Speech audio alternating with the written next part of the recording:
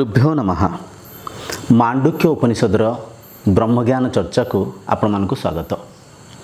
आमे मांडुक्य उपनिषदर मंत्रर गभीर अर्थ को आधार करी निजर आत्मतत्व को चिन्ह प्रयास करुचे। ये प्रयास रे आमे मांडुक्य उपनिषदर प्रथम द्वितीय मंत्र को चर्चा ही बुझी सारिचे। दयाकरी आपण प्रथम द्वितीय एवं तृतीय अध्याय को देखिला परे ये चतुर्थ अध्याय को देखंतु, जहा फल रे ये गभीर ये जटिल चर्चा को बुझिबा सरल हिंजिबो, सहज हिंजिबो।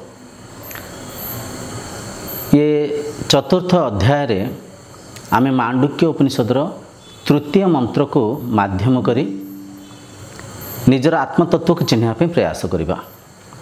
द्वितीय मंत्र रे आमे बुझिथिले सर्वं हेतद् ब्रह्म आयमात्म ब्रह्म सोयम आत्मा चतुष्पाद, माने सेठी कहा जाइथिला सबु किछि ब्रह्म ही। सर्वप्रथमे बहिर्मुखी हेकरी संसार को बुझेइथिले, भौतिक जगत को बुझेइथिले, तापरे बुझेइथिले जे मु ही से आत्म ब्रह्म। काले साधक संसार को भिन्न निज को भिन्न मानि नेबे। एई दृष्टिकोण रे द्वितीय स्तर रे बुझिया जाइथिला आयम आत्म ब्रह्म, मु ही से आत्म ब्रह्म। तापर कहा जाइथिला सोयम आत्मा चतुष्पाद, से आत्मा चारिटा पादरे लीला रचैसंती, चारिटा पादरे परिचालन होसंती कहि परिबा। माने चारिटा पाद को माध्यम करी से संसार रे चालुसंती, लीला करसंती कहि परिबा। एठी आगे देखंतु ब्रह्मंकर जो चारिटा पाद बेलिकी वर्णना करा जाइछि, से चारिटा पाद गोमाता पाद परिका नुह बेलिकी एठी वर्णना करा जाइछि। माने आमे देखिछे गोमाता गाईंकर चारिटा पाद थाए। चारिटा पाद माने चारिटा गोड़, से चारिटा गोड़ अलग अलग थाए। बाम गोड़, डाहाण गोड़, पछ गोड़, आगो गोड़, ए प्रकार आमे ताकू पार्थक्य देखैकरी से चारि गोड़ को भिन्न भाव रे आमे चिन्हि पारिबा। गोमातार चारिटा गोड़ थाए, किंतु एठी कहा जाउछि गोमाता परिका चारिटा गोड़ नुह, द्रव्य परिका। द्रव्य माने कौन? संस्कृत रे धन को, पैसा को द्रव्य कहा जाए।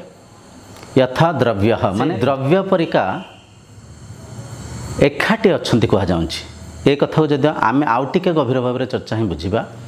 भाबि नियंतु 5 टंका अछि, 5 टंका, 5 टंका धीरे 5टा 1 टंका अच्छी। टंकिकिया 5टा जिनिस अच्छी, किंतु से 5टा जिनिस 5 टंका भितरे मिलित अच्छी, मिसिकिरी अच्छी। बुझिपारछंती? 5 टंकिया जो नोट कहतु कि 5 टंकार आजिकल कॉइन भी मिलूची, जहाँ भी कहतु, से 5 टंका धीरे 5टा टंकिकिया टंका अच्छी, मिसिकिरी अच्छी, एक भाव अच्छी। तो आम ताको कहचे 5 टंका। ठीक से भाव रे एठी ब्रह्म को चारि स्तर रे, चारि पादरे आमे चिन्हिया पई चेष्टा करचे, किंतु से एक अछंती, दुई नहांती किंबा भिन्न नहांती। आसंतु आमे मांडुक्य उपनिषदर तृतीय मंत्र को बुझिबा। सर्वप्रथमे मंत्र उच्चारण करिबा, से मंत्रर गभीर अर्थ को माध्यम करी आमे बुझिया पई चेष्टा करिबा। प्रथम पाद को, प्रथम मंत्र ए परिका अछि जागरति स्थाने बहिष्प्रज्ञा सप्तांग एकोनविंशति मुख स्थूल भुक्त वैश्यानर प्रथम पादः। मंत्र रे ए परिका व्याख्या अछि जागरते स्थाने बहिष्प्रज्ञा, ब्रह्म प्रथम पादरे, प्रथम स्थिति रे जागृत अवस्था अछंती एवं बहिष्प्रज्ञा, बहिष्प्रज्ञा माने बहिर्मुखी हेकरे अछंती। चैतन्य सत्ता बहिर्मुखी ही जाइछि। ए कथा को हम समस्त अनुभव करछे। जेतले जागृत अवस्था में थाउ बहिर्मुखी हिंकरी थाउ, आखि दृश्य को देखु थाए, कान माध्यम रे शब्द को आमे सुनु थाउ, नासिका गंध सुगंध को बारी पारु थाए, जिह्वा रुचि को नहीं पारु थाए, शरीर स्पर्श को नहीं पारु थाए। तो जागृत अवस्था रे ब्रह्म रूप का आपण बहिर्मुखी ही जाइसंती, बहिष्प्रज्ञा। अच्छा, से स्थिति रे ब्रह्मंकर 7टा शरीर कहि परबा, सप्तांग, सप्तांग माने 7टा अंग, 19टा मुख, 19टा मुखरे बहिष्प्रज्ञा होकर प्रथम पादरे ब्रह्म विद्यमान अछंती। तो जो 7टा अंग कथा आम चर्चा होते गत वीडियो रे भी ये चर्चा को आम चर्चा ही बुझी 7टा अंग माने जो बहिर्मुखी होकर आम रोचे भौतिक वस्तु पदार्थ जहाँ किसी भी देखा जाऊँ सबकि से ब्रह्म ही जमती आम शरीर को आम देखुचे शरीर रे गोड़ अलग हाथ अलग मुंड अलग बुझिपारछंत आखि पाटी ये सब जिनस अलग अंग प्रत्यंग हेले मध्य संपूर्ण शरीर होची एक। आम एमती कहींपारानी काणी आंगुठीटा शरीर नुहे बाम पादुटा शरीर नुहे डाहाण कानुटा शरीर नुहे एमती कहींपारानी कहीं संपूर्ण शरीर होची एक।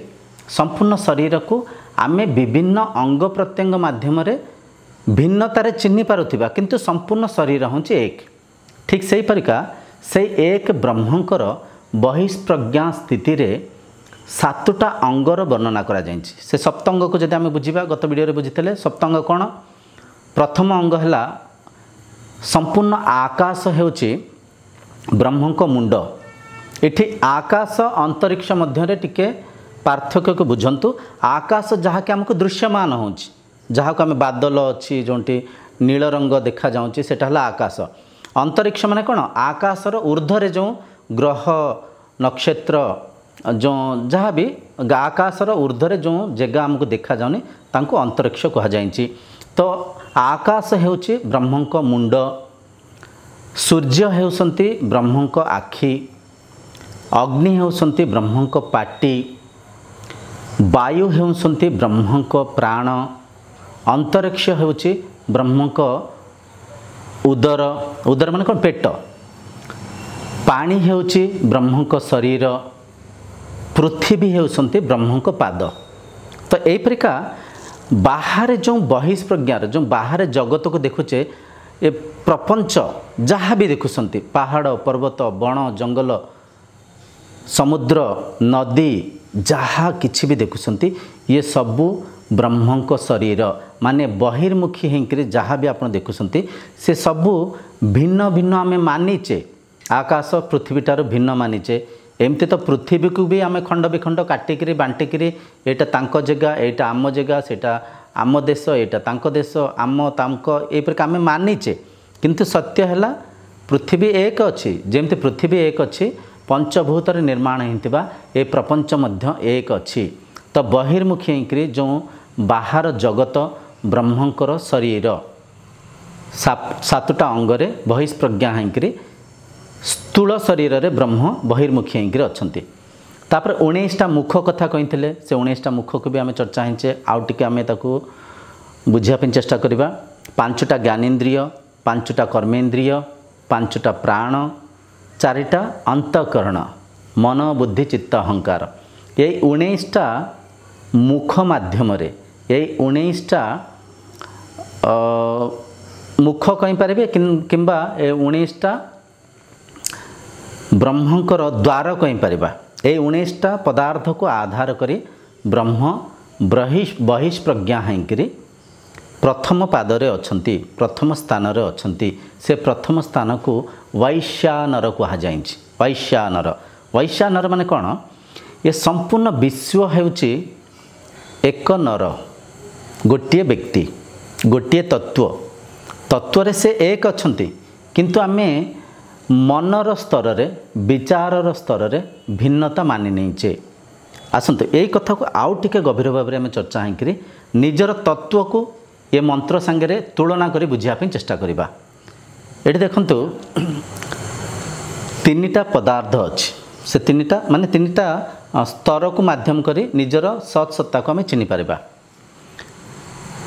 प्रमाता हेउसंती से ब्रह्म प्रमाता हेउसंती आपण निजे प्रमाता रूप में आपण हृदयर गभीरतम प्रदेश रे भितर अछंती। एमती भी हृदयर अछंती बेले कि स्थान को निर्धारित कर आम कहि परिबानी सूक्ष्म स्थान जेहेतु हृदय तेणुकर हृदयर नाम ये बारंबार मन होची किंतु ब्रह्म आधार रूप में प्रमाता रूप में भितर अछंती प्रमेय रूप में बाहर दृश्यमान होउसंती। प्रमेय माने कौन बाहर जहाँ भी आम जगत रे देखुचे गछ बुर्च पहाड़ पर्वत झरणा मनुष्य पशु पक्षी तरुलता जहाँ भी संसार आम सब देखुचे ये सब है प्रमेय प्रमेय भितर प्रमाता अच्छी प्रमेय प्रमातार माध्यम हेले प्रमाण प्रमाण प्रमाण है इंद्रिय एवं मन जहाँ को माध्यम रे आमे प्रमेय को प्रमाता रूप रे अनुभव करुचे बुझिपारसंती। तो एठी जदि गभीर कथा को आम चर्चा कर माने बुझापी चेष्टा करवा प्रमाता बिना प्रमेयर अस्तित्व नहीं जी अनुभव करुसंती जी द्रष्टा जी मनर साक्षी तांको बिना प्रमेय नहीं प्रमेय बिना प्रमाता अच्छंती आप कहे केमती अच्छंती कौटी अच्छंती सुसुप्ति अवस्था बुझिपारसंती आम जो जागृत अवस्था अच्छे ए भौतिक संसार को देखिपारे भौतिक संसार रे इंद्रिय माध्यम रे सब जिनस को अनुभव करें जिते आम शोई पड़ुचे शोई पड़ुवा से अवस्था रे इंद्रिय अंतर्मुखी ही जाऊँगी बुझिपारसंती आउ बाहर भौतिक वस्तु पदार्थ किसी रहुनी आउ टिके गभीर स्थिति को जब आम जा सुसुप्ति अवस्था को सुसुप्ति अवस्था रे प्रमाता अच्छंती किंतु प्रमेय नहीं भौतिक वस्तु पदार्थ किसी भी नहीं। तो यहीटा बिल्कुल प्रमाण आम समस्त अनुभव करें आदरे कौन सी मानवर कथा नहीं आपण भी अनुभव करते ए शरीर भी अनुभव करें समस्त अनुभव करें। तो प्रमेयर आधार प्रमाता प्रमाता बिना प्रमेय नहांती। तो ये जो भौतिक वस्तु पदार्थ को प्रमाण माध्यम प्रमाण माने कौन इंद्रिय मनर माध्यम रे से प्रमाता ही अंतर रे रहिंकरी अनुभव करुसंती। भाभी नियंतु गोटे विराट पहाड़ अच्छी गोटे विराट समुद्र सागर अच्छी गोटे बड़ घर अच्छी गोटे बड़ गछ अच्छी आमे बहिर्मुखी होकरी भौतिक ज्ञान माध्यम रे से वस्तु पदार्थ को बड़ विराट एपरिका मानिचे किंतु गोटे कथा आज्ञा ए कथा को गभीर भाव में परखंतु आपणक चक्षु बिना गछर अस्तित्व अच्छी कि सागरर अस्तित्व अच्छी कि बड़ घरर बड़ जीवजंतुर कौन से अस्तित्व अच्छी कि अस्तित्व नहीं।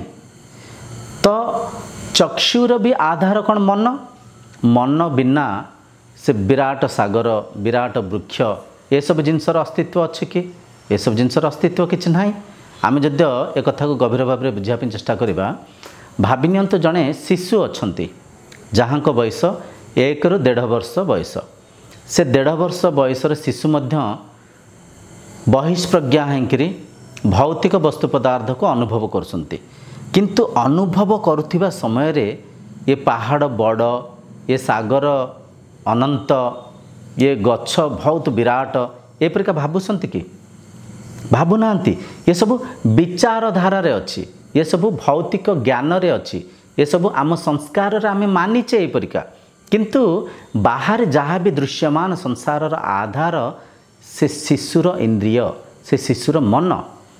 तो ये गोटे कथा निर्धारित होची आमे भौतिक ज्ञान को केवल शिखिबारु किंबा बहिर्मुखी होकर भौतिक ज्ञान को केवल ग्रहण करिबारु ब्रह्म ज्ञानर अभावरु आमे संसार को दुई रूपरे अनेक रूपरे पार्थक्य करिकरी चिन्हिचे आउ किछि पाइबा लोभरे किछि बनिबा आशार आम प्रयास करुचे अजाणत अशांतिग्रस्त होचे। तो एक कथार गभीरता को जदि आप चिन्हि पारिथिबे बुझी पारिथिबे आपण प्रमाता भावरे हृदयर गभीरतम प्रदेश रे अंतर स्थान रे विद्यमान अछंती। प्रमाता रूपक आपण प्रमाण रूपक मन को इंद्रियों को माध्यम करी प्रमेय रूपक ए भौतिक संसार को अनुभव करसंती किंतु जो समय रे आपण बहिर्मुखी अच्छंती बहिष्प्रज्ञा होकर अच्छंती निजको भौतिक संसार मानि नहीं सन्ती निजरू निजर तत्वर हजि जाऊँगी बुझिपारसंती। जेतले आम गोटे गछ को देखुचे से गछर विचार रे ब्रह्म हजि गले आंब गछ पिजुली गछ केते बड़ गछ केते बढ़िया फल होइछि केते मिठा नागुथिबो विचारर जालरे ब्रह्म हजिगले निजर तत्वर बहिष्प्रज्ञा होगले बहिर्मुखी होगले जिते किसी स्वादिया खाद्य को खाऊ था खाद्यर से स्वाद भितर ब्रह्म हजिगले मिठा होइछि नुणिया होइंची रागुआ होइंची बढ़िया लगुच बहुत टेस्टी होइंची बहुत स्वादिया होइंची से स्वाद संगे ब्रह्म बहिष्प्रज्ञा होगले बहिर्मुखी होगले निजर तत्व भूली गले निजक भूली गले बहिर्मुखी होगले किछि शुणुसंती संगीत से संगीतर ध्वनि माध्यम ब्रह्म हजि जाइसंती स्पर्श गंध इंद्रिय मन जिते बहिर्मुखी थाए प्रज्ञा बहिष्प्रज्ञा हो जाए बहिर्मुखी हो जाए ब्रह्म रूपक से चैतन्य सत्ता बहिर्मुखी होकर माया रूपक संसार रे हजिमजी जाती निजक भूली जाती। एठी प्रश्न उठे ताहले कौन कले ये बहिष्प्रज्ञा रे ये प्रथम स्थान रे बहिर्मुखी हो जावा ब्रह्मंकर से स्थिति को आमे अंतः प्रज्ञा करिपरिबा अंतः स्थिति रे स्थित करिपरिबा निजर स्थिति रे निजको आमे चिन्हि परिबा। ताले उपाय कौन उपाय केवल देखंतु प्रतिदिन सत्संग करिबा प्रतिदिन शास्त्र अध्ययन करिबा किछि समय बाहर करी जेतले ए अमूल्य कथा को आमे बुझिबा धीरे धीरे मन ए कथा को धारणा करिवो मन सत्य को बुझिया पय प्रयास करिवो मन ब्रह्म तत्व को चिन्हिया पय प्रयास करिवो। तो प्रतिदिन सत्संग करिवार आवश्यक अछि ता संगे प्रतिदिन ध्यानर भी आवश्यक अछि प्राणायाम और ध्यान जिते प्रतिदिन करेंगे मन जिते शांत हम मन जिते स्थिर हम मन भितर जिते शांतता स्थिरता एकाग्रता आसब मनर ऊर्ध्व को आपण जापरेंगे निजर सत्सत्ता को चिन्ह पारे।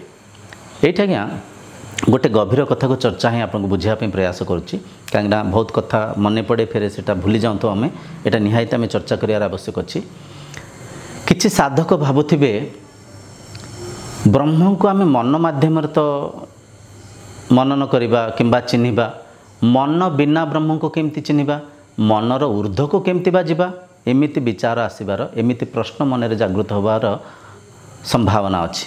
तो कहबार तात्पर्य एमती बुझंतु मनर वृत्ति को आपण चिन्हि पारुसंते कि मनर स्थिति को आपण देखि पारुसंते कि मु रागिची मु शांत अच्छी ए व्यक्ति संगे कथबार्ता हेले मते भल नागे से खाद्य खाइले मते आनंद नागे माने मनर रागिबा स्थिति को जद्य आपण देखि पारुसंती मनर शांत स्थिति को जद्य आपण देखि पारुसंती निहायती मनर ऊर्ध्वरे आपण अछंती मनर स्थिति को आपण परखि पारुसंती।